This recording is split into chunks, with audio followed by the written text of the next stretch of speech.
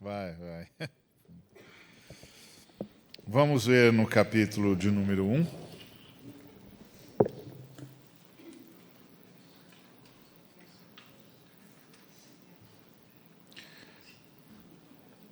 A partir do verso de número 20.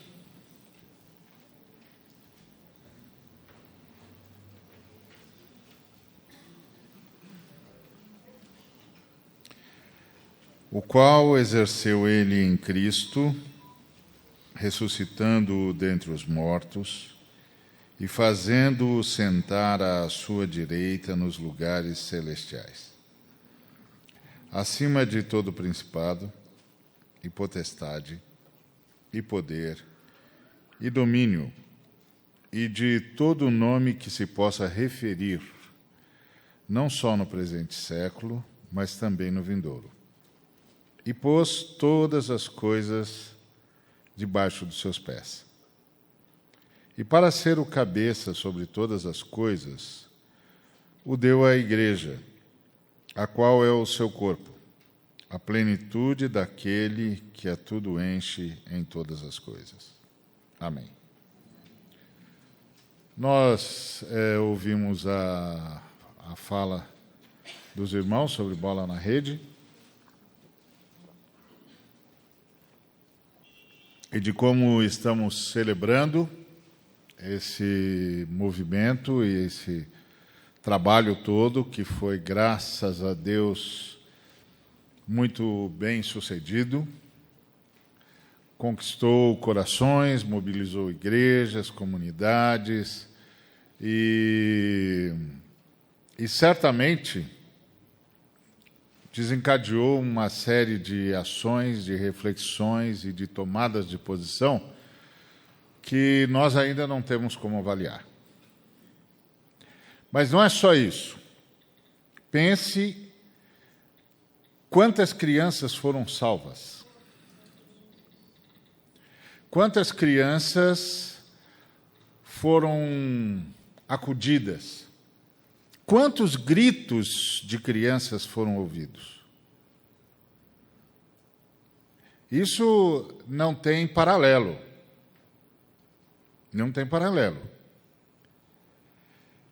Talvez a gente, quando olha para esse movimento, a gente celebre e tem de celebrar mesmo todas as adesões, todos os pastores que abriram as suas portas, de diversas denominações, de diversas tradições, de diversas ênfases, e você fica pensando que é um milagre, porque a gente conhece a nossa plateia, né? A gente conhece a nossa freguesia. A gente sabe como é difícil. Como é difícil fazer os nossos colegas abrirem algumas janelas.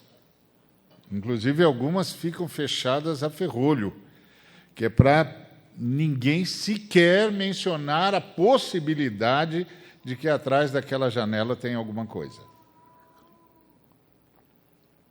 Mas aconteceu. Que coisa extraordinária. Mas, de fato, o maior ganho é a sensação de ter sido a resposta de Deus para a oração de muita criança, para o grito de muita criança. Grito que muita criança nunca pensou que seria ouvido. Esse tipo de realidade que está por detrás de toda a ação do Bola na Rede, talvez a gente só venha a saber na eternidade se vier. Às vezes, quando nós estamos orando pelas crianças, eu fico pensando naquela criança que em algum canto de algum lugar desse mundo está gritando por socorro, com aquela sensação de que não tem ninguém que a ouça. E com aquela sensação de que não pode se levantar contra quem a alimenta.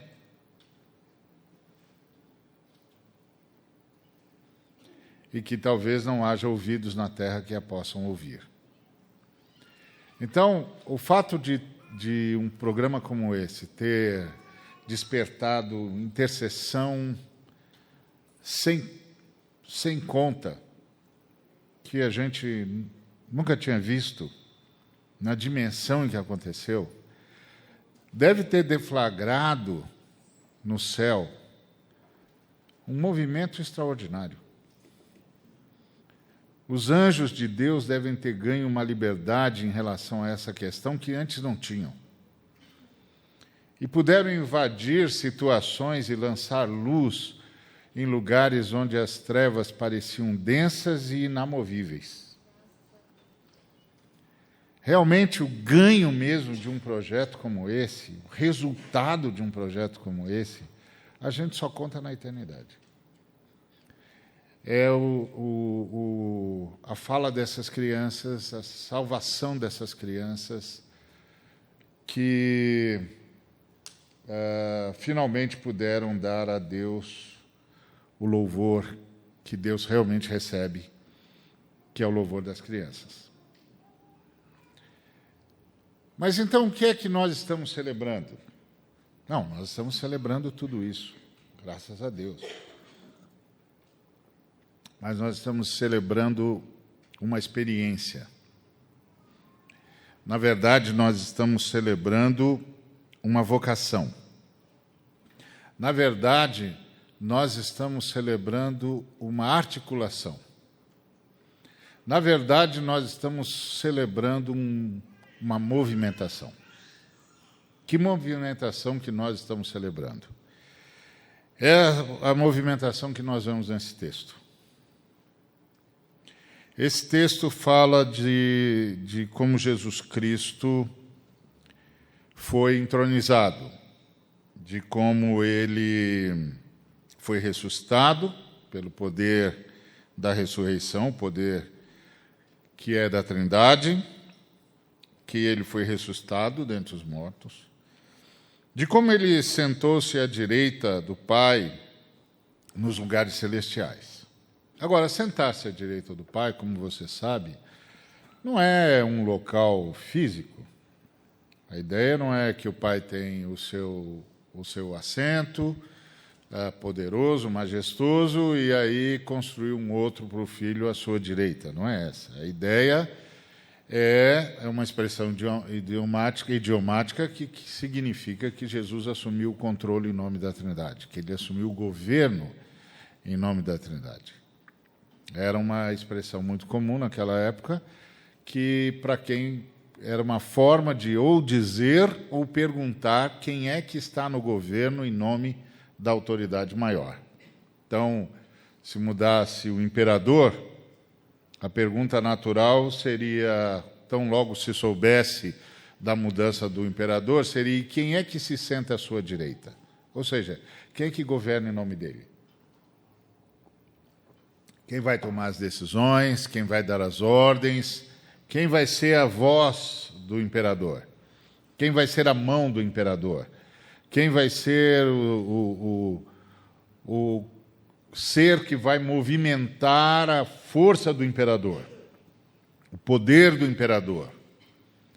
E aí a resposta era fulano de tal. Pois é isso que o texto está dizendo, que Jesus foi ressuscitado e que ele assumiu o governo.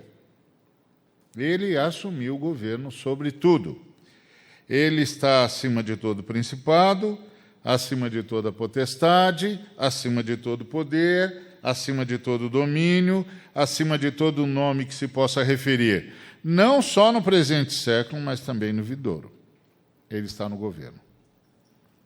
E ele é maior do que tudo, do que todos que possam ser mencionados.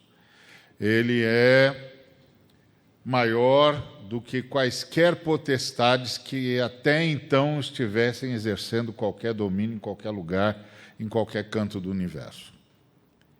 Nenhum nome tem a autoridade que ele tem, nenhum nome tem a extensão que ele tem, nenhum nome tem a intensidade que o dele tem, nenhum nome tem a profundidade que o dele tem, nenhum nome tem o alcance que o dele tem, nenhum nome exerce tanto poder, tanta força, e demonstra tanta glória, e produz tanto a tantos.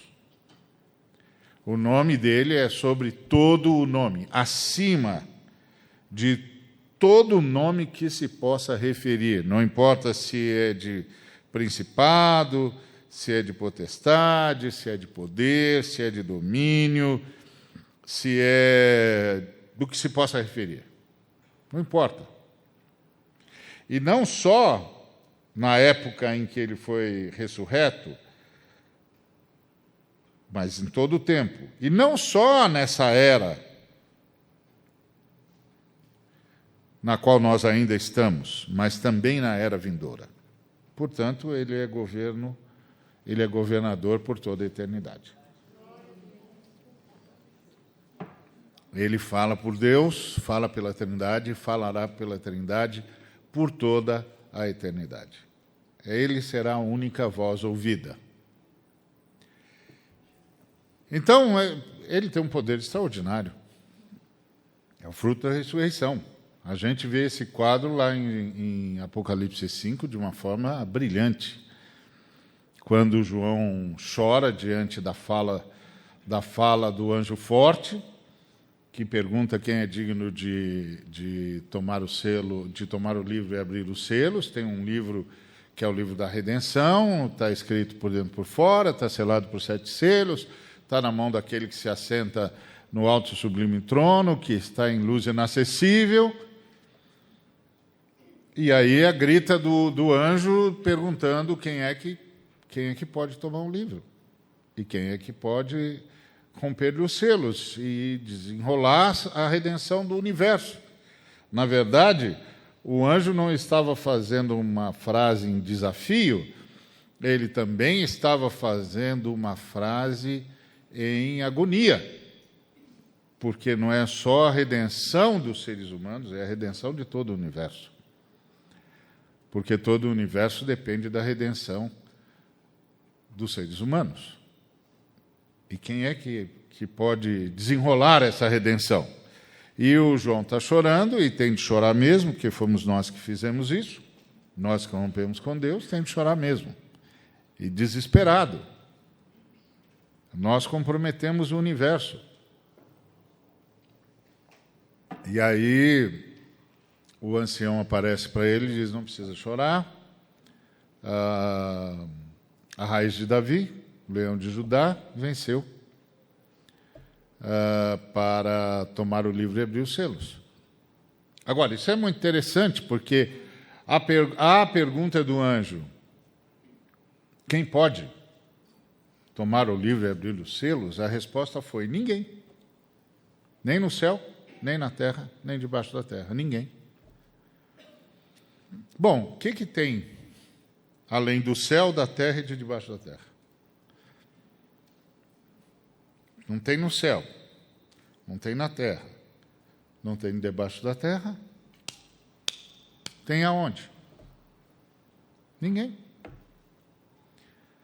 Na verdade, de todos os personagens que estão ali no texto, só um que escapa disso tudo. Só tem um que não é nem do céu, nem da terra, nem de debaixo da terra.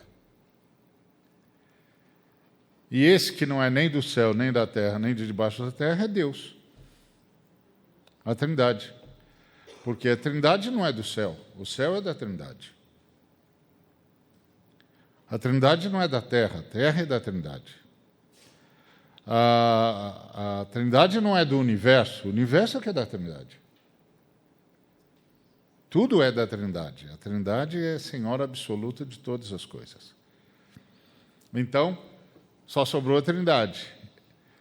Então, esse daí que saiu para vencer deve ter saído da Trindade, porque não tem mais nenhum outro lugar. Então, uma das pessoas da Trindade saiu para vencer. E saiu para tomar o livro e abrir os 7 selos. Fantástico isso. Extraordinário. Esse é o poder desse nome. O leão de Judá. É verdade que quando João olhou, ele viu um cordeiro, inclusive com as marcas da degola. E deve ter ficado na dúvida cruel se tinha olhado para o lugar certo, se viu exatamente o que o ancião estava mostrando para ele, porque o ancião falou em leão. Não é? Então ele não sabia se ele tinha olhado para o lugar certo, não sabia se o problema é do ancião que não sabe a diferença entre leão e cordeiro, ele só sabia que o ancião tinha mencionado um personagem e ele viu outro. E ele só vai saber se olhou para a pessoa certa, se estava vendo a pessoa certa, se essa pessoa, tomar o livro, 2, toda a ambiência celestial reconhecer que ele tem autoridade para isso. E foi exatamente o que aconteceu. Ele não se apresentou, não apresentou cartão de visitas, ele simplesmente foi lá e tomou o livro. E quando ele tomou o livro, começou um culto. Primeiro os anciãos se ajoelharam, os seres viventes se ajoelharam com os anciãos, depois os anjos se ajoelharam, depois todo o universo se ajoelhou. É isso que o texto está dizendo. Ele ressuscitou e recebeu um nome acima de todos os nomes. Ou seja, principados, potestades, poder, domínio e tudo mais que se possa referir estão de joelhos diante dele.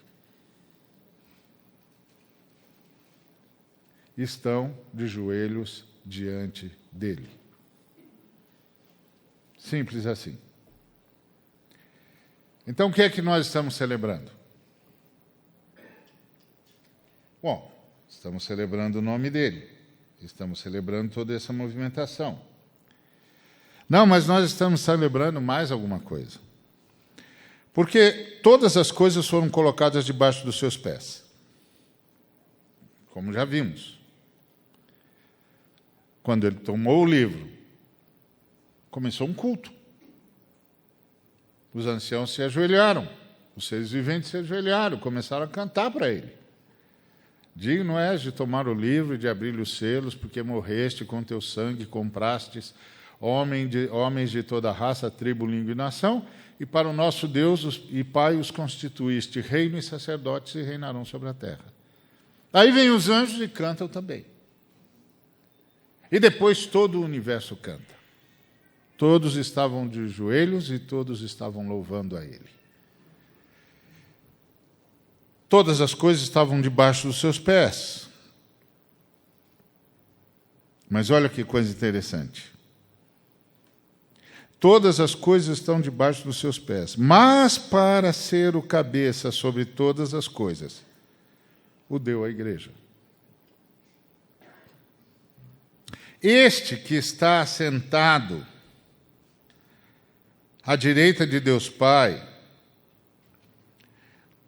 nos lugares celestiais, acima de todo principado, e potestade, e poder, e domínio, e de todo nome que se possa referir, não só no presente século, mas também no vindouro, esse diante do qual todos estão ajoelhados, este diante do qual todos estão a prestar culto, este que tem todas as coisas debaixo dos seus pés, a quem ele pertence? Ele pertence à igreja. Ele foi dado à igreja. É inacreditável. A igreja, nós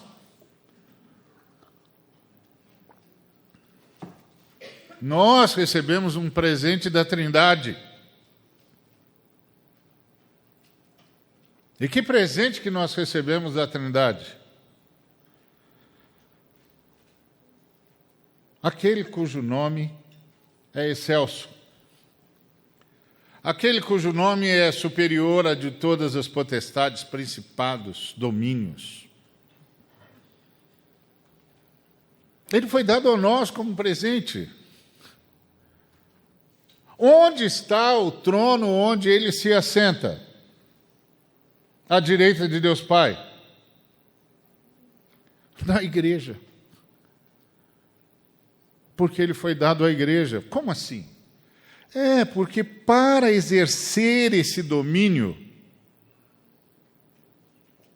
ele foi dado à igreja.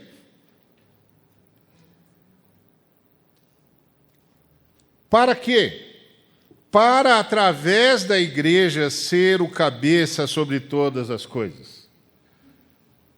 Ser o cérebro sobre todas as coisas. Ser o governo sobre todas as coisas. Ser o líder sobre todas as coisas. Governar todas as coisas. Está brincando? Este ser que saiu da Trindade e voltou para a Trindade, como ele mesmo disse lá em João 17, Pai, glorifica-me com a glória que eu tive junto de ti antes que houvesse mundo. Este ser que retomou a sua glória, a glória que ele tinha com o Pai antes que houvesse mundo, a glória que ele abandonara por seu esvaziamento para assumir a forma de servo e depois ser achado em figura humana e depois, em figura humana, se humilhar e ser obediente até a morte de cruz, a glória da qual ele abriu mão para vestir um corpo mortal, sujeito a toda sorte de enfermidades e sujeito ao que há de pior, que é a morte. Esse ser que abandonou tudo, depois de ter manifesto o sacrifício, porque aquilo que a gente olha no Calvário, aquela cena dantesca no Calvário, é a manifestação do sacrifício. Porque o sacrifício mesmo é ele abandonar toda a sua glória. Como o apóstolo Pedro disse,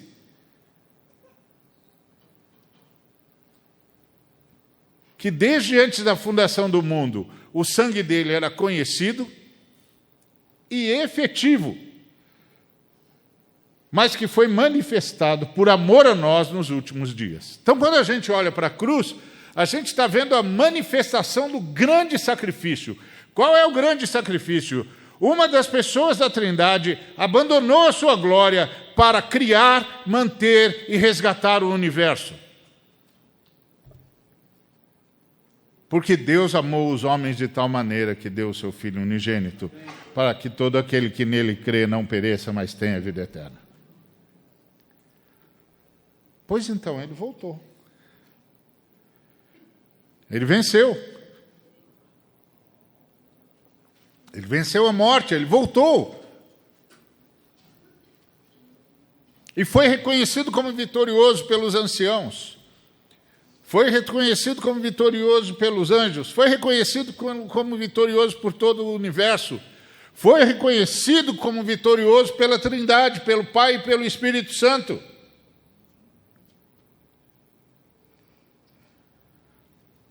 Imagina. O Pai diz, então, agora volta para a igreja. Para quê? Para governar. Você vai governar através da igreja. A igreja é o seu corpo. Tudo de você estará na igreja. E a igreja será tudo para você. O qual é o seu corpo? A igreja é o corpo dele. A igreja é a plenitude daquele que dá sentido a todas as coisas. Inacreditável, né? Nós vivemos criticando a igreja, só. Nós vamos dizer, igreja, igreja, igreja. Não aguento mais a igreja. Mas chega da igreja. Quem tinha de falar isso é Jesus, porque ele está aqui na igreja.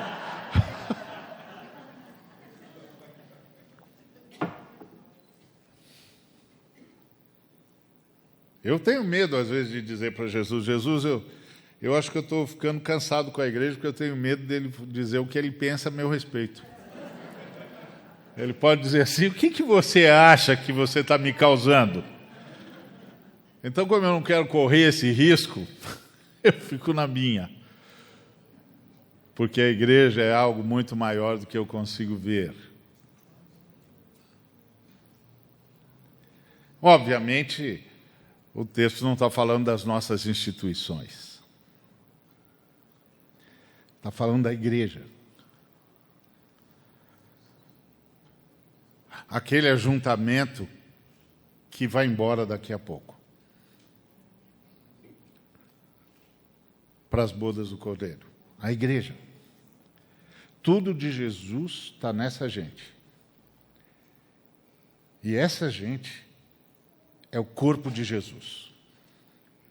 O corpo existe para manifestar o cérebro, que, por sua vez, é o canal do espírito. Se o corpo não está apto para responder às reações, aos comandos do cérebro, o cérebro tem um problema e o espírito também. O cérebro tem um problema porque não consegue repassar o que é alimentado pelo espírito, e o espírito tem um problema que não consegue ver o corpo se mexer segundo a necessidade. É como um grande jogador contundido. Eu imaginava quando o Ronaldo Fenômeno ficou com problema no joelho, eu às vezes ficava imaginando ele assistindo o jogo do seu time e assistindo o colega que o estava substituindo e pensando, ele não está vendo o lance. Ele não está vendo o lance. O que ele está fazendo aí? Por que ele não se deslocou para o centro? Ele não está vendo para onde está indo o jogo? Eu imagino ele diante do ecrã, gritando, sai daí, vai para o centro, você não está vendo que o cara está vendo na diagonal, vai para o centro. E alguém poderia dizer para ele, por que você não vai, você sabe? E ele dizer, porque eu não tenho mais corpo. Eu não tenho mais corpo. O fato de eu não ter mais corpo não quer dizer que meu cérebro não sabe o que tem de fazer. Não quer dizer que eu não consigo cantar a jogada 5, 6, 7, 8 lances. Eu já sei para onde isso vai. Eu estou vendo os caras se organizarem no campo. Mas eu não tenho mais corpo. Meu corpo não responde mais ao meu comando. O meu problema não é que eu não saiba. Meu problema não é que eu não queira. É que eu não posso.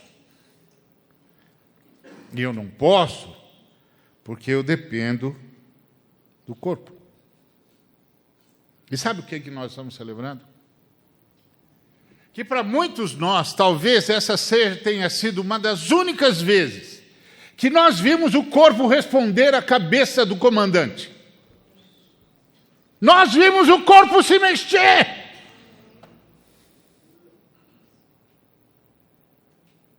E quando o corpo se mexeu, quando as palavras do grande cérebro que comanda o universo encontrou eco em todos os membros do seu corpo,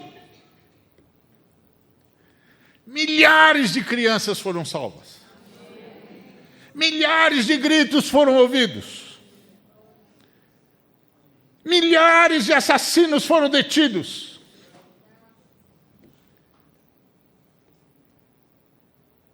Milhares de crianças voltaram a sorrir.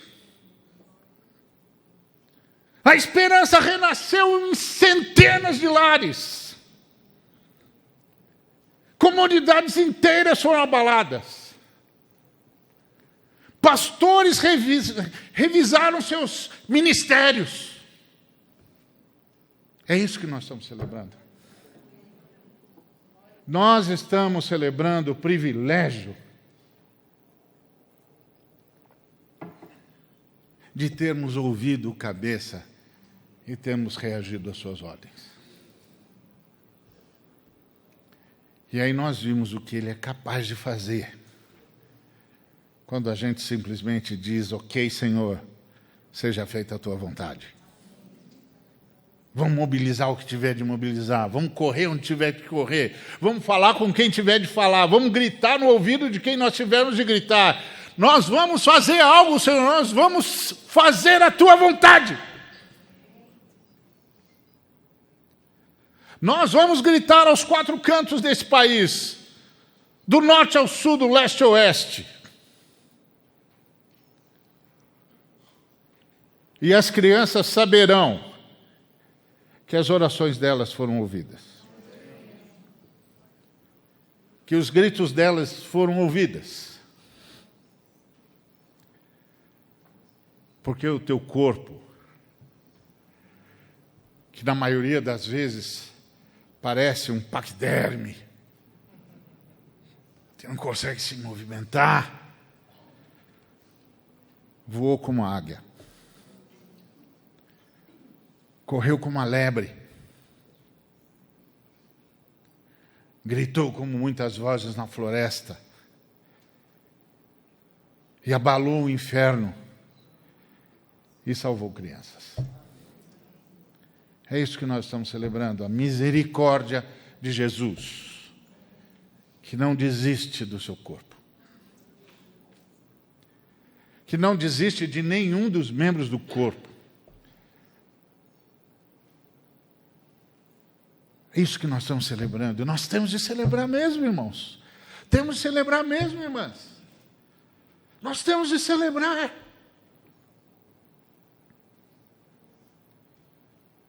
E nós temos de aprender. Nós temos de aprender que vale a pena ouvir aquele cujo nome está acima de todo nome. E nós temos de aprender que realmente o poder da ressurreição, o poder dele, atua através de nós.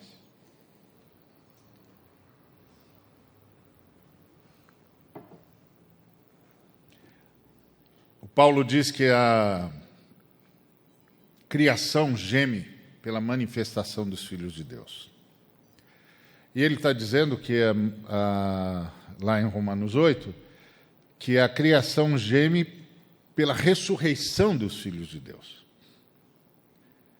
Mas a gente pensa, numa primeira vista, que a criação geme pela ressurreição final dos filhos de Deus, pela ressurreição do corpo, que é o último movimento na nossa redenção. Não! A criação geme esperando desde já a manifestação da ressurreição que nós já temos, porque o nosso espírito já ressuscitou.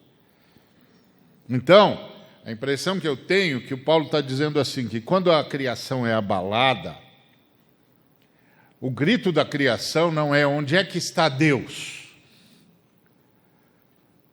O grito da criação é onde é que estão os filhos de Deus, por que eles não vieram? Onde estão os que já ressuscitaram, por que eles não vieram? Onde estão os que já saíram do inferno? Por que eles não vieram? Onde estão os que já desfrutam algo do céu? Por que eles não vieram?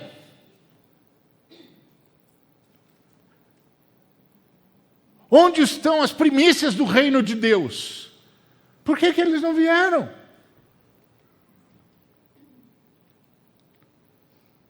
Ouvi falar de um irmão que eu não conheço, que estava evangelizando um determinado moço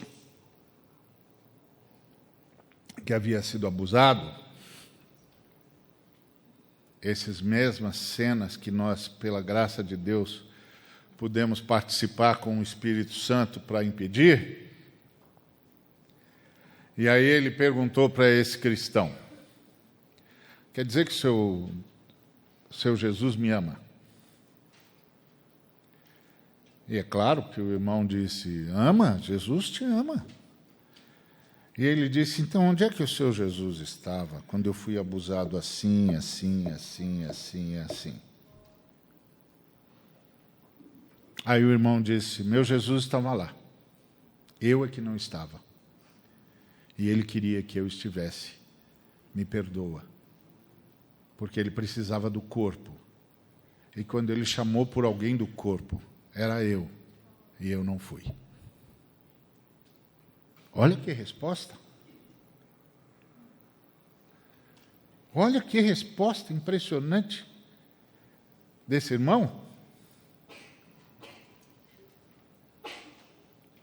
Nós estamos celebrando que, pela misericórdia de Deus, pela ação poderosa do Espírito Santo, o Senhor Jesus chamou o seu corpo e nós fomos. E nós fomos. O Senhor Jesus convocou o seu corpo e nós fomos.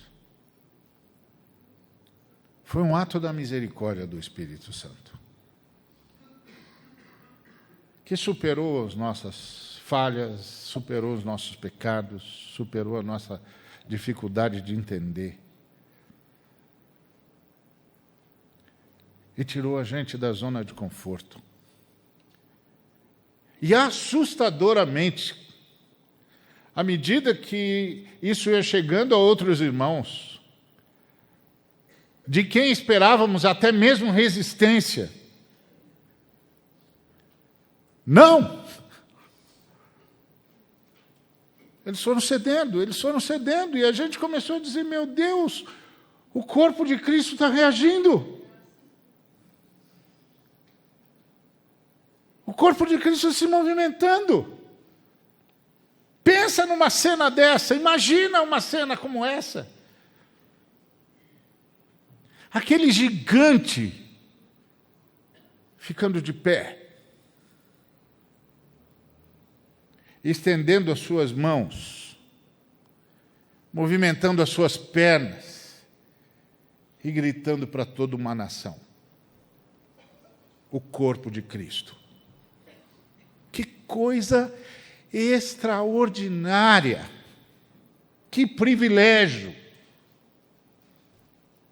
Que privilégio! É lamentável quando a gente troca todo esse privilégio pelas rusgas, pelos embates. Que privilégio!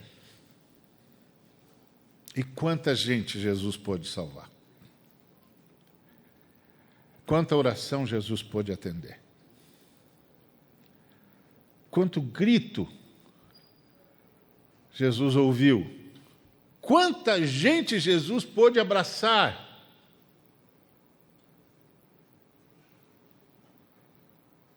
A quantos Jesus pôde estender a mão?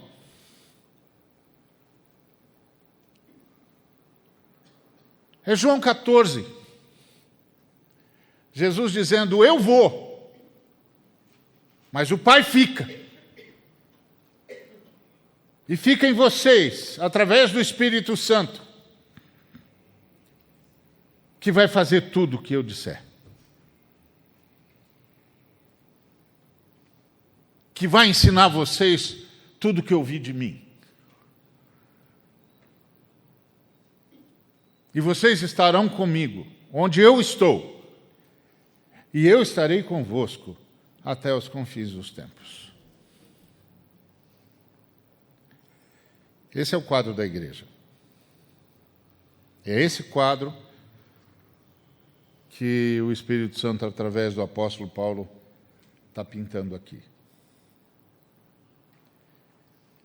E essa, irmãos e irmãs, é a nossa celebração. A nossa celebração não é uma celebração de quem viu uma ideologia triunfar. A nossa celebração não é a celebração de quem empunhou uma causa. A nossa celebração não é a celebração de quem despertou uma consciência moral. Não. A nossa celebração é a celebração de quem participou do movimento do corpo de Cristo. O cérebro mais impressionante do universo, que controla tudo e todos pela palavra do seu poder, se movimentou. Se movimentou. É para isso que nós estamos aqui, é para isso que nós temos dons, é para isso que Ele nos dá os recursos, para Ele poder se movimentar.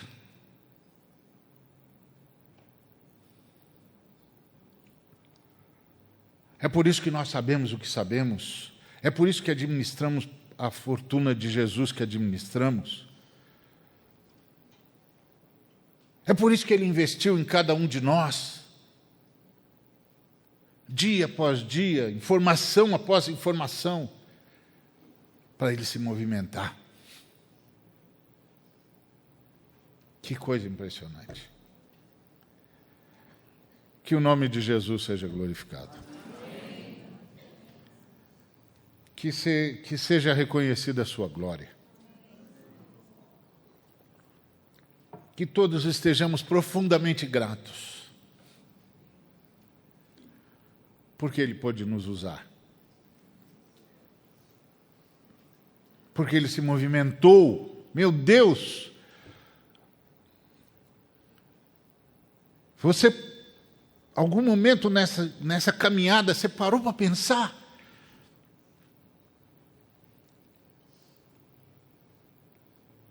O gigante está se movimentando.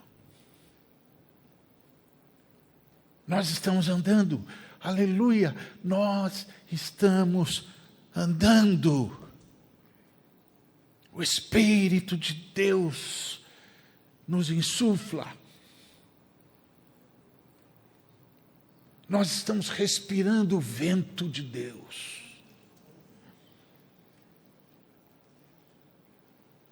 Nossas pisadas vão abalar os limiares. E as crianças serão salvas. Talvez a gente nunca imagine o que isso deve ter causado nas forças do mal.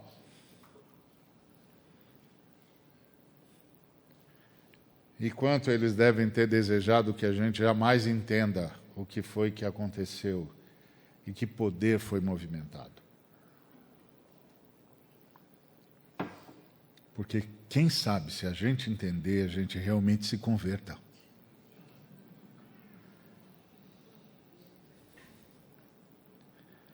E se a gente realmente se converter e esse tipo de coisa virar moda,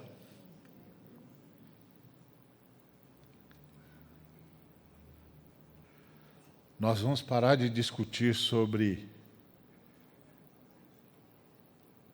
a periferia.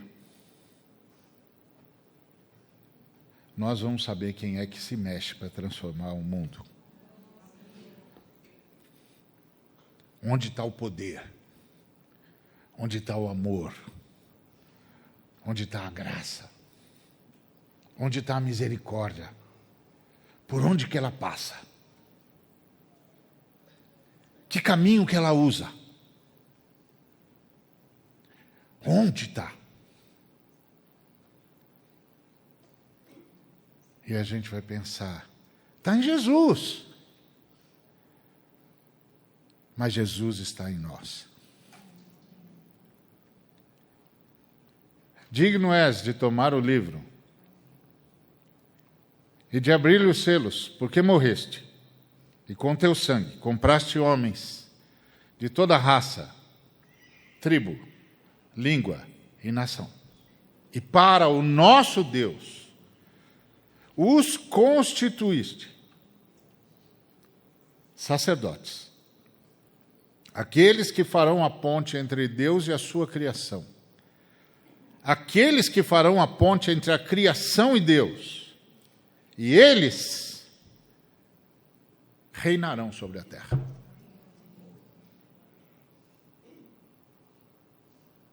E é assim, irmãos, obedecendo o cérebro.